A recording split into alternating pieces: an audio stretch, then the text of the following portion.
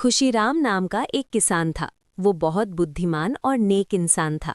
उसके पास बहुत अधिक जमीन थी जिसमें वो अनाज उगाता था। खुशीराम के 3 बेटे थे। एक दिन वो सोचने लगा कि उसकी इस संपत्ति को कौन संभाल पाएगा। एक दिन खुशीराम ने अपने तीनों बेटों को बुलाया। तीनों को एक एक पोटली दी और कहा, इन पोटलियों में बीज हैं। मैं 4-5 साल के लिए तीर्थ यात्रा पर जा रहा हूँ। इन बीजों को संभाल कर रखना।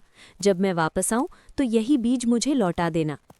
खुशीराम के जाने के बाद तीनों बेटे अपनी अपनी पोटली संभाल कर रखने लगे। धीरे धीरे समय बीत गया।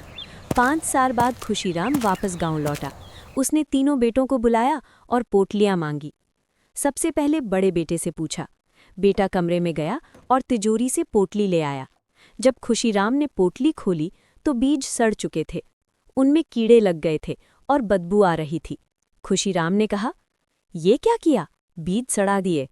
बड़ा बेटा बोला, आपने बीज संभाल कर रखने को कहा था, मैंने वही किया। फिर खुशीराम ने दूसरे बेटे को बुलाया। दूसरा बेटा बोला, पिताजी, जब तक आप लौटते ये बीज सड़ जाते, इसलिए मैंने इन्हें बाजार में बेच दिया और दूसरे बीज खरीद लाया। खुशीराम चुप रहा। अब उसने सबसे छोटे बेटे को बुलाया। छोटा बेटा अपने पिता को खेतों में ले गया। हरी भरी लहलहाती फसल दिखाते हुए बोला, पिताजी, यही आपके बीज हैं। आपने जो एक पोटली बीज दिए थे, मैंने उन्हें खेतों में बो दिया। आज वही बीज कई गुना होकर आपके सामने हैं। फिर वो पिता को एक कमरे में ले गया और अनाज दिखाते हुए बोला, ये सब उसी बीज का परिणाम है। खुशीराम बहुत प्रसन्न हुआ। उसने कहा, तू ही मेरी जमीन संभालने के योग्य है।